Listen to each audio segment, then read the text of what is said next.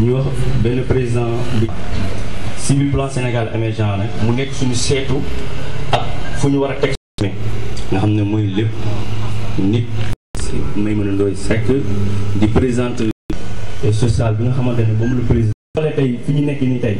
doonul loo xamante ne tey kanam ànduma yéen pour ànd temporairement rek ñu dem suñu an la mu ne tool yaa ngi fii multi service yaa ngi fii ñu naan GMS Natangué GMS restauration traiteur comme bientôt dinañ ko lancé à partir te ñëpp xam nañ ne agriculture si réew mooy économique. L'association GMS a pour but d'accompagner et de former ses membres, notamment les jeunes et les femmes, dans divers secteurs d'activité, agriculture et élevage, transport et logistique, multiservices, etc. À tous les jeunes ici présents, je leur demande d'aimer la terre et de faire preuve de plus d'engagement.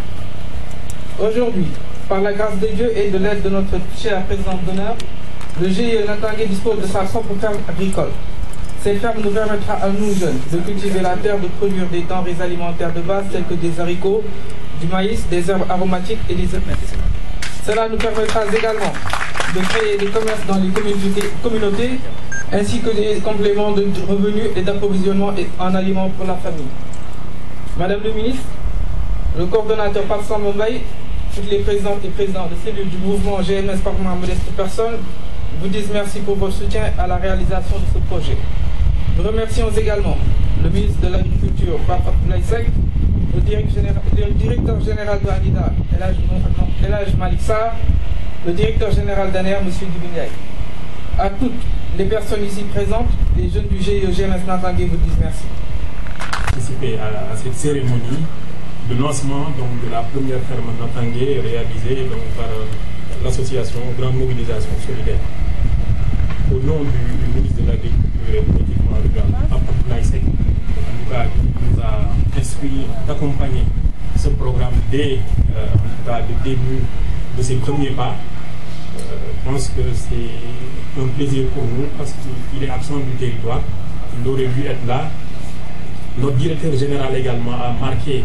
un grand intérêt pour cette manifestation. Il se trouve que présentement, nous préparons les 10 années d'existence de l'ANIDA qui doivent se dérouler dès le début de la semaine prochaine. C'est pourquoi il n'a pas pu se présenter. Mais je suis accompagné de deux autres collègues de ANIDA, notamment El Hadj Malick Fall qui est ingénieur agronome et Moussé Fall qui sont là derrière et qui est électromécanicien. Pour montrer en tout cas l'intérêt que nous portons à ce programme. Parce que le terme Natangué est fortement en tout cas lié aujourd'hui aux activités de notre agence, aux activités du ministère de l'Agriculture. Parce que c'est le ministre Pape Abdoulaye Seck de Développement rural, donc Pape Abdoulaye Seck, ministre de l'Agriculture et du Développement rural, qui dès qu'il a fait en tout cas la première visite de la ferme familiale Natangué réalisée dans le département de Mbour, a vu en tout cas en ce modèle d'activité un modèle assez innovant pour en tout cas l'insertion des jeunes, mais au-delà pour la modernisation de nos petites exploitations familiales qui constituent l'essentiel du patrimoine agricole sénégalais. Et le plan Sénégal émergent aujourd'hui initié par le président Macky Sall, traduit en matière d'agriculture par le programme d'accélération de l'agriculture sénégalaise, le PRACAS, a inscrit en tout cas dans ses ambitions l'augmentation des productions alimentaires au Sénégal, notamment les productions céréalières. C'est très marqué sur certaines filières comme le riz. C'est également marqué sur des filières assez importantes comme l'arachide. Au-delà, c'est également la production de fruits et légumes qui est visée avec un fort niveau d'augmentation des exportations agricoles du Sénégal. C'est aussi dans un programme qui recommande fortement donc, la réalisation d'exploitation familiale modernisée. Et ce modèle d'exploitation ici réalisé est un modèle de ce type. Parce que c'est un modèle qui est basé sur la maîtrise de l'eau, qui ne va plus, en tout cas, se limiter à une production qui ne se limite qu'à l'hivernage. Donc une production qui est une production d'assez courte durée, donc de 4 mois avec la commercialisation. Mais ici, on a la possibilité non seulement de produire pendant l'hivernage, mais au-delà de faire des campagnes de contre-saison sur l'horticulture, donc en faisant des cultures comme le président l'a indiqué tout à l'heure, comme le haricot, comme l'oignon, la pomme de terre, le piment, etc. Mais en contre-saison chaude également, à partir du mois de février, c'est des productions destinées au marché local, comme le bambou, le chou, ils pourront faire. Mais la ferme Natangué, ce n'est pas simplement de faire des activités de production végétale. Au-delà, il faudra intégrer également dans cette exploitation des activités de production animale, comme l'aviculture, peut-être la production laitière ou la pisciculture. Je pense que c'est des éléments que nous discuterons, puisque l'accompagnement va continuer avec ces GIE. Ils nous ont montré en tout cas un engagement assez fort. Et Madame le ministre, je dois en tout cas vous féliciter. Parce que vous n'êtes pas seulement un ministre qui s'occupe du secteur qui vous est dévolu. Au-delà, vous êtes un ministre du développement, en initiant des activités qui incitent les jeunes, en tout cas à s'intéresser au secteur privé, à développer leur propre entreprise. Vous êtes en train, en tout cas, de montrer qu'au-delà vraiment de votre département, vous travaillez pour le Sénégal tout entier, pour le développement du Sénégal tout entier, pour l'emploi des jeunes, pour l'augmentation des revenus. Et cette ferme va aussi contribuer à la production de nourriture, donc à la sécurité alimentaire des populations. Donc au nom du ministère de l'Agriculture et de l'Équipement rural, nous vous témoignons encore une fois notre engagement à accompagner ce projet pour que ce soit vraiment un projet réussi. Je vous remercie de votre attention.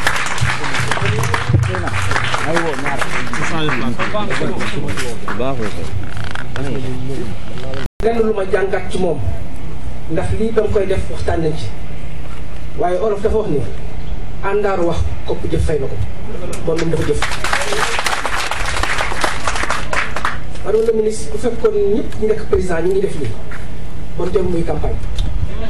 man nag la may wax saa su ne jàpp ni cercle laa mën a nekk lii nag sama projet la wax naa Issa Ndoye démb bu soobee yàlla ci sama bi dinaa ci def 1 million.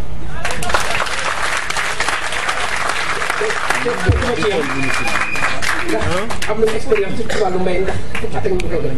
waaye jàppal ni projet bi dañ cee bokk jàppal ni lépp looy dugg incha allah dañ ci def parce que am na loo xam ne wane ko ko bu la neexoon da ngay yem Medina jàpp la waa Medina waaye lii nga def wane nga ni Sénégal la intéressé te nag suñu xel dal na suñu xol set ndax nag da nga ci référence ñun te am na lenn lu ma jàngaat ci li nga defee nii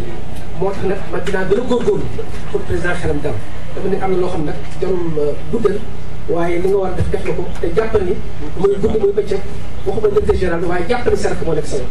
te incha allah loolu dugg naa ci bopp. Monsieur le directeur de cabinet du ministre, Messieurs les directeurs généraux, Mesdames, Messieurs les invités en vos rangs, titres de position. J'aimerais profiter de cette opportunité pour déjà remercier Madame la Ministre de nous avoir invités à venir participer à ce lancement qui est d'une importance capitale pour le développement du plan Sénégal émergent. Parce que comme vous le savez tous, l'agriculture consiste quand même un axe extrêmement important. Et aujourd'hui, si dans ce pays on ne parle plus de pays en voie de développement, c'est à cause de tels projets. Je suis accompagné de mon partenaire Rubival International, qui sont l'une des plus grandes entreprises en matière d'agriculture en Italie. Le CEO de l'entreprise, Madame Gentili, et l'un des partenaires de la structure, M. Alberto Baldini, ici présent aussi, et le reste de leurs équipes, sont là pour voir un peu comment ils peuvent contribuer, apporter leur pierre à ce que Madame le ministre est en train de faire ici. Donc, Madame le ministre, nous vous souhaitons beaucoup de succès dans ces beaux projets et espérant vraiment pouvoir contribuer dessus. Beaucoup de chance au GIE d'Atangué. Merci.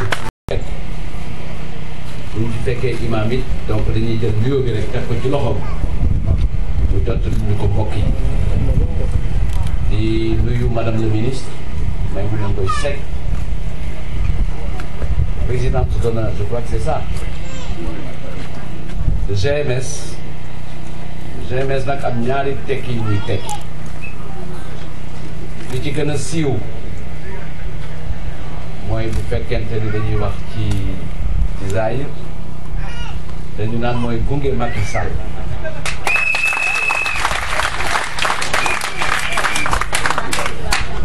bu nu ko doon tekki ci baatin mooy grande mobilisation solidaire ñaar yëpp nag nekk loo xam ni pour nga mën koo xam il faut nga xam ki ko sos moom naka la gisee àddina ni mu gisee àddina mooy kóllëre ndimbal ak yërmande loolu lay dox saa su ne man de loolu laa xam ci moom donc dañu koy gërëm gannaaw nuyu bi gërëm nuyu it ganam it fi fekk mu xam leen ni su ay wëllëre ku ci mel ni Pape Mayel Diop directeur général ADS Pape Mayel ñu lay nuyu bu baax a baax yow ak ñi nga àndal di nuyu également Aram Cissé di suñu jarbaat di nuyu sama mag di magu Maymuna di nuyu jigéen ñi GMS di nuyu jeune GMS leen wax ni seen tàccu yi xaw na faible voilà jeune GMS ca kaw ca kanam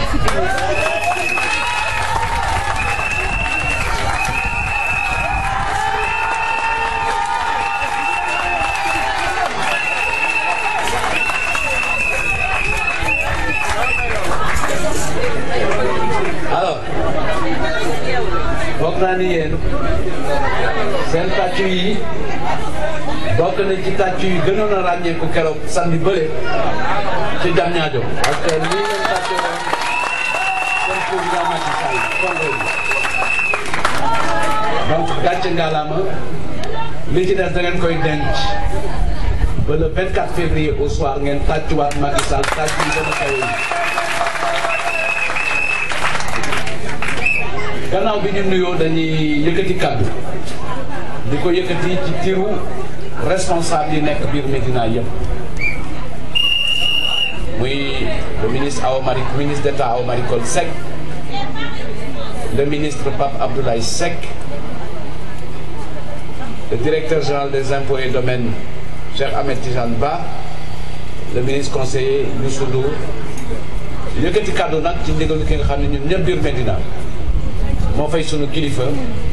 le doyen El Hadj Malick Sy Souris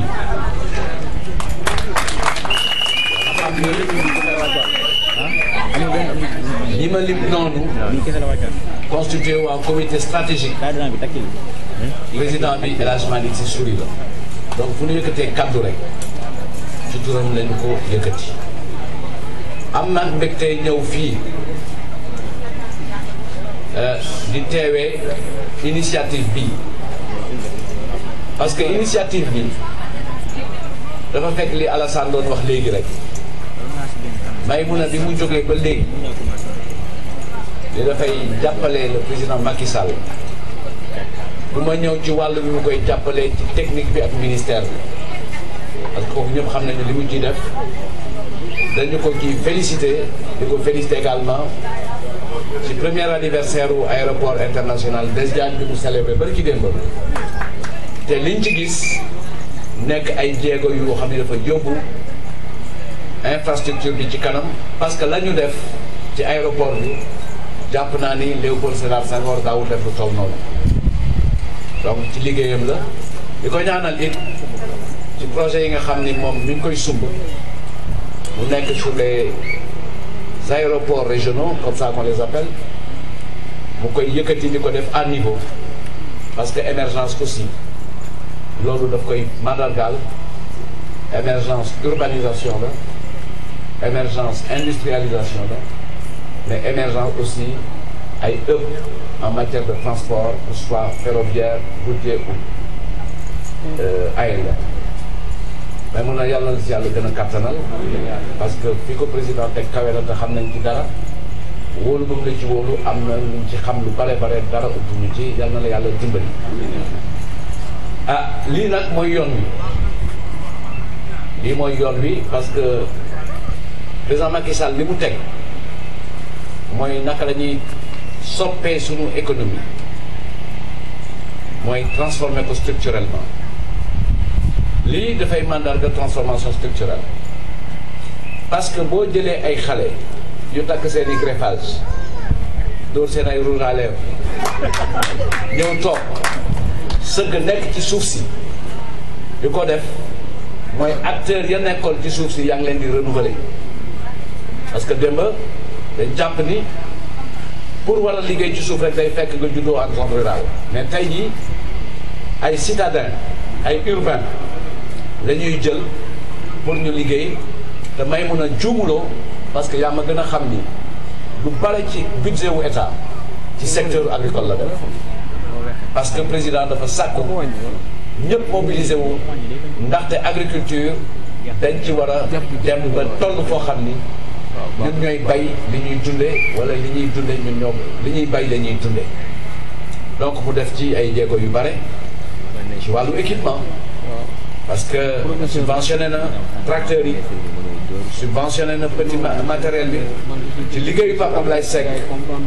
également ci xarañam am na lu mu def ci qualité ci wàllu capital semencier ba nga xam ne tey jii jiw boo soxla bëggal nañ lay jox parce que li ñu am ci semence certifiée le président Macky Sall yegg ci 6 000 tonnes la yegg ci woon tey jii 75 000 tonnes mi ngi ci loxo Sénégal waxuma nag beneen semence bi fàtte naa sax nag la tudd wax ma ko may ngeen fàtte naa voilà ak écrémé mooy tànneef yi ci bu fekkente ni gerte gaa ngi noonu donc te certifié bi dafa am lu mu àndal dafay yokk productivité ak yu bare donc tey jii lii nga def Maïmouna dañ la ciy gërëm di ci bég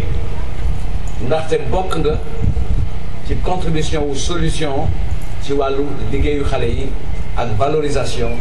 du potentiel du Sénégal. Deuxième axe bi nga xam ni moo nekk ci plan Sénégal émergent mooy croissance inclusive mooy nu ñu yokk koomu réew mi rek ak alal ji yàlla na fexe ba ñu bokk ko te tey jii nii nga ko defee nii li nga xam ni leer na lu fi génnee ñi ko liggéey ñëpp a ko bokk ak seen i waajur mais it ak ñi koy jëriñ donc dañ leen di ñaax leen wax ni tey jii bu fekkente ne dañu jël li ñuy woy les domaines agricoles communautaires mu nekk matrice principale ci wàllu wutum ndaw xëy ci ndaw ñi ak suqali mbay foog naa ni déclinaison bii ci may mun a def bi ñun ñëpp war nañu taxaw def lu mel noonu donc croissance inclusive bi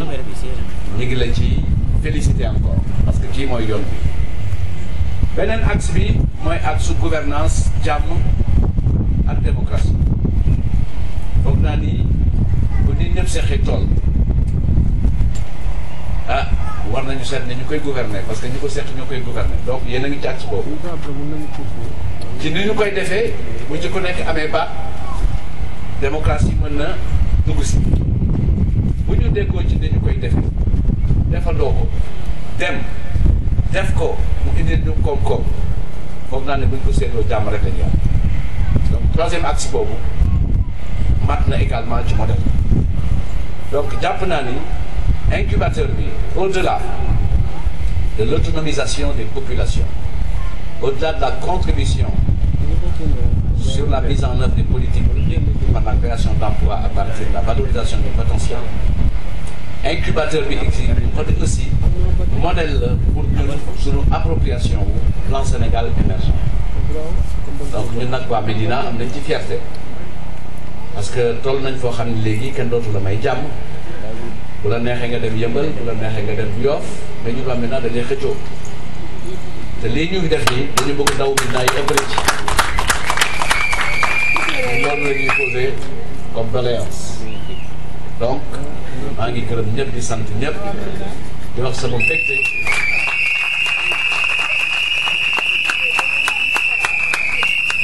maintenant fi may conclure rek yéen ñëpp lii waru leen jaaxal ndaxte bu dee lu ñuy lekk ak lu ñuy sàqami la sekkeen da ciy bare xam-xam donc loolu mooy affaire bi gërëm naa ñëpp sant naa ñëpp wasalaam. Et coutumière. Imam Ndoye et ses talibés, je vous remercie pour la lecture du Coran et les prières. Monsieur Baye Hassan Ndiaye, chers collaborateurs, Monsieur le représentant du commandant Fall, Monsieur Faye, Docteur Diouf, représentant le ministre de l'Agriculture, représenté à 2 titres, Pape Abdoulaye Seck, et représentant en même temps le directeur général de l'ANIDA. Mesdames, Messieurs, chers enfants, je livrerai mon discours en Wolof, mais vous me permettrez avant cela de remercier tous ceux qui sont venus nous prêter main forte.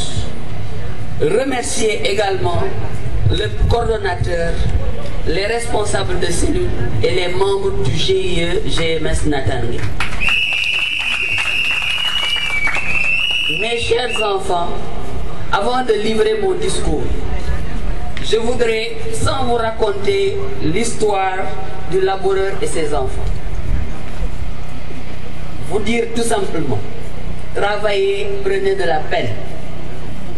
Un trésor est caché dans cette ferme. Je ne connais pas l'endroit, mais un peu de courage vous le fera trouver. Remuez votre champ, creusez, fouillez, bêchez, et ne laissez nulle part où la main ne passe et repasse. C'est le message que je vais vous laisser, puisque vous avez entre vous un outil qui vous permettra de faire énormément de choses. Je dirais seulement au ministre Seydou Gueye d'être notre interprète auprès de Monsieur le Président de la République, pour le remercier pour tout le soutien qu'il ne cesse de nous apporter, mais également lui faire part de notre requête pour la mise à disposition de surfaces supplémentaires. Nous avons fait des efforts personnels pour mettre à la disposition des jeunes 4 hectares, dont les 2 seront répartis en 20 parcelles de 100 mètres carrés pour l'agriculture. On a en projet la réalisation d'une ferme avicole sur 1 hectare, et le reste sera utilisé pour les équipements et les bureaux. Et c'est aussi l'endroit où vous êtes assis aujourd'hui, est prévu pour recevoir le bureau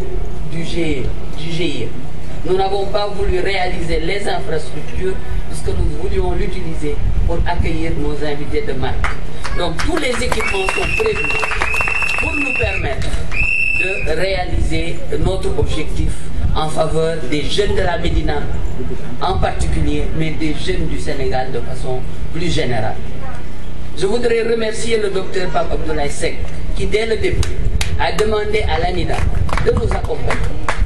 qui a mis à notre disposition dès le début des semences pour cultiver l'arachide, qui a été notre première production, qui a également demandé à l'ANIDA de toujours nous accompagner, qui nous a offert des grillages pour clôturer une partie. Une partie est en mur, l'autre est en grillage, c'est un don de l'ANIDA. Remercier également l'ANER, l'Agence nationale des énergies renouvelables, qui nous a appuyés en mettant à la disposition une pompe solaire. Parce que nous voulons également que cette ferme réponde à l'objectif du président, c'est-à-dire un Sénégal vert et le développement des énergies renouvelables. C'est pour cela que nous comptons mettre à disposition même un système d'éclairage, en plus du pompage solaire. Un autre système est en place pour éclairer la ferme en énergie solaire. Bismillahirrahmanirrahim. Auzu billahi minash shaytanir rajim. Ngeen may ma gërëm imam yi nga xam ne ñoo fi xëy ci suba ñëw wàcc fi kaamil ndax ñuy ñaan dugg ci lii ci bismillahi rahmaani rahim yeggali suñu mébét ndax du ma wax génn si ndax fa suñu ci yéene génn yeggali suñu mébét ci alhamdulillahi rabbil alamin gërëm tamit ñi nga xam ne ñëpp ñoo ñu fi wuyu si tey di ci jiital ministre Seydou Gueye nga xam ne moom moo fi représenté comité stratégique bi ñu teg biir Médina suñu nijaay El Hadj Malick Sy jiite ko gërëm tamit kilifa yi fi toog yëpp Pape Mayel Diop directeur général ADS nga xam ne wax na ko daf fi ñëw ci cëru rakk bi nga xam ne moom la nangu ne sama rakk la ba lépp lu ma dugal sama loxo mu dugal ci loxo représentant commandant Fall bu Transair nga xam ne lu GMS yëngal du rek tey lépp lu GMS yëkkati loxoom a ngi ci représentant DG Anida ak kilifa yi fi nekk yëpp ñu ngi leen di gërëm di remercier it sama borom kër ndax bu lii bu ma dee nekk moom moo tax ndax su ma jógoon mu ne ma toogal yor waañ bi xëy na liggéey bi du mën a sotti leneen it du mën a sotti waaye ba may jàng ba tey nekk ci loxoom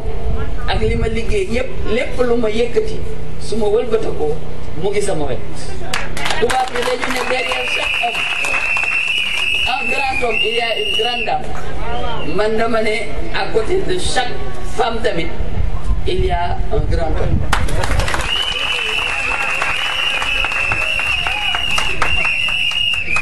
may gërëm nag xale yi nga xam ne ñoom laa àndal ndax dafa am lu ma signé woon ak ñoom ba ñuy door ndax lii ñuy def nii li ko jiitu li ko sos mooy gunge Macky Sall ndax gunge Macky Sall mooy li njëkk a juddu ci li ñu boole xale yi ne dañu jóg pour jàppale président Macky Sall ñu def mouvement mu tudd gunge Macky Sall kuy gunge nit nag da koy gunge ci yoonam ndax dama leen di wax toujours ne leen kuy gunge nit doo ko sàkkal yoon da ngay ànd ak moom ci yoonam te yooni président Macky Sall mooy développer Sénégal ndax nguur taxu koo jóg te bu ma ko waxee ngeen mën ma gëm ndax yàgg naa ak moom xam naa ko tuuti xam naa li mu mébét ci Sénégal développement Sénégal moom moo ko tax a jóg waaye nguur taxu koo jóg loolu moo tax ba xale yi ne dañuy def mouvement pour jàppale ko ma ne leen boo leen ko bëggee jàppale da ngeen ci liggéey ndax liggéey moo yor nit mën nañu bu ñu leen soxlaa mobiliser leen jox leen xaalis bu ñu paree fayaat suñu téléphone dem tëju suñu biir kër mais loolu du li nga xam ne moo ñu tax a jóg dañu bëgg ñu ànd ba bés bu lii jeexee ndax dina jeex lu mu yàgg-yàgg dina jeex poste yi day jeex dama bëgg bu jeexee ñu mën a continuer di ànd ba ñu naan lii bi fi président Macky Sall nekkee président may mën a Ndoye Seck nekk ministre lii si la ñu sosoon lii muy màgg ba léegi loolu mooy tax li nga xam ne moo ñu tax a jóg ñu nekkoon dañuy def li ñu tuddee grande mobilisation solidaire defe naa Seydou moo ñu ko gën a mokkal léegi ndax ni mu koy tojee si saa rek ci baati ñun mënaguñu ko ba ñu nee grande mobilisation solidaire boobu ñu ne nañu fexe ba am lu ñu jàpp social bi dëgg la ñu ngi ci ndax ñu ngi ci financement yi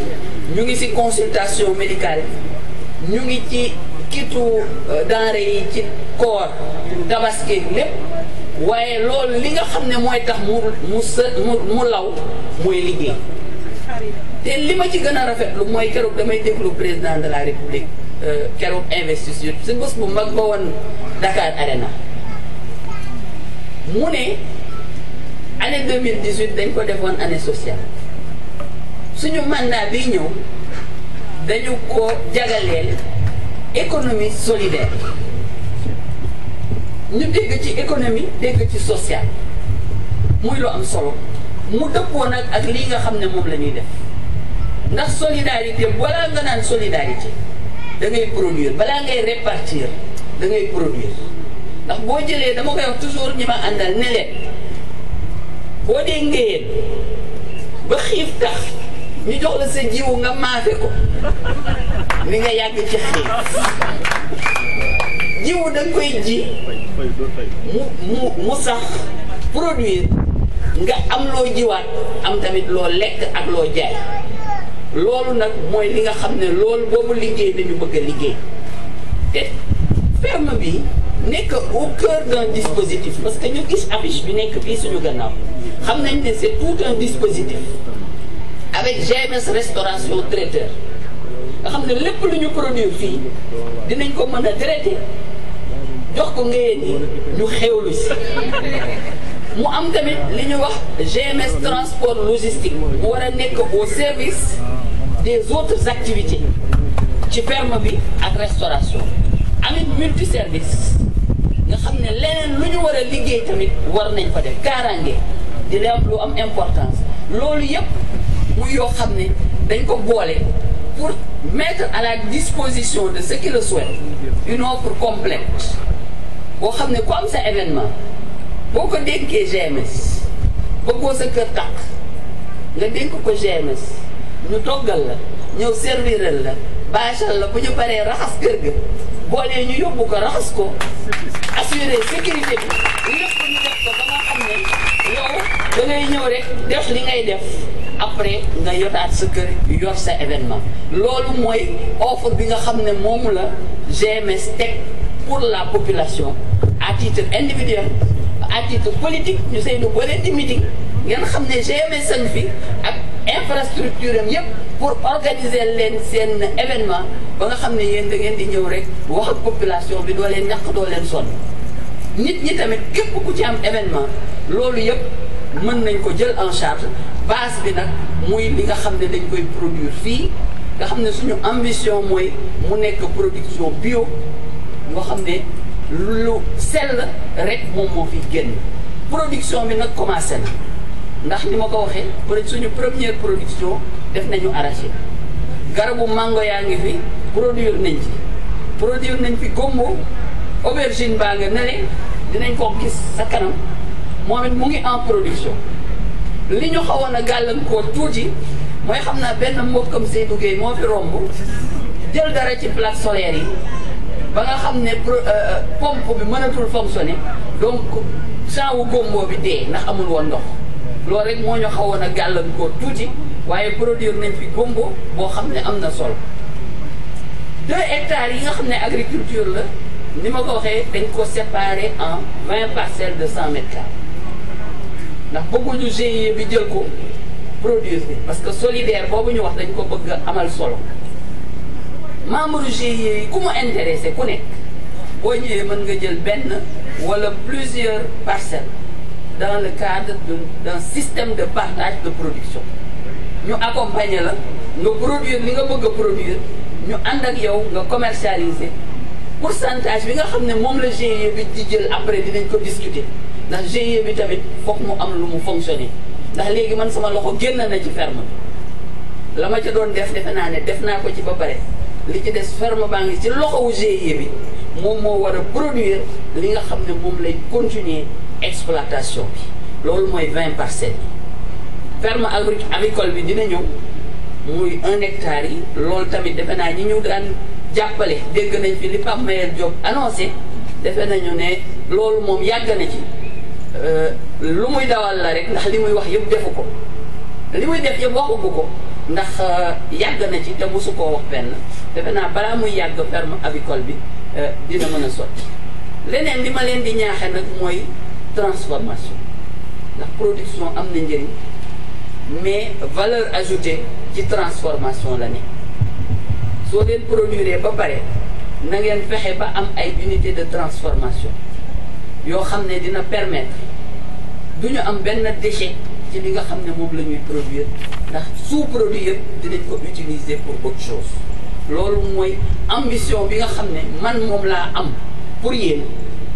GMS de façon générale te defe naa bu ñu àndee dinañu mën a liggéey bu baax ma leen di gërëmal nag Alsane bi nga xam ne Alsane bi nga xam ne moo mettre à votre disposition 4 hectares yi ndax dañuy wax toujours ne man maa moom tool bi mooma ko dafa am ku ko moom mettre que à notre disposition pour ñu abal leen ñu def aménagement bi def clôture yi def ci liñ ci war a def yépp moom mettre que à votre disposition de façon durable sur la base d'un contrat de prêt sur 10 ans condition bi mu ci teg rek mooy ngeen liggéey ko nag boo leen ko liggéeyulee am na droit nangu donc la balle est dans votre camp liggéey leen bu leen tàng na maquillage rek tool bi dafa ànd ak Seydou ndax agriculteur moo changé aujourd'hui fi mu ne agriculteur urbain la ñu war a am ndax dañu xamoon exode rural léegi dama bëgg ñu xam exode urbain maanaam ña nekkoon Médina di jógee Médina di ñëw ba fii wala feneen pour mën a liggéey suuf si ndax président dafa ne il a partout ñeneen dañ ne il a Touba ñeneen ne il a Paris mu ne man il a partout laa bëgg donc ne ñëpp di dem fépp loolu mooy li nga xam ne bu ñu bëggee gunge président Macky Sall ci loolu la ñuy góorgóorlu loolu daal mooy li nga xam ne kaddu yi nga xam ne moom laa bëggoon partagé ak yéen di leen wax ne fi mu ne teg nañ leen ci yoon jël nañu recul ñu ngi seen gannaaw dañ ne woon seen kanam di leen tiire léegi ñu ngi seen gannaaw pour di leen pousse yéenay léegi locomotive bi loo leen ci góorgóorlu ñu jàpp si boo leen toogee it ñu toog dem seeti waa Yëmbal wala ñu dem seeti waa Yoff wala ñu dem seeti feneen bàyyi waa Médina di leen gërëm di leen sant.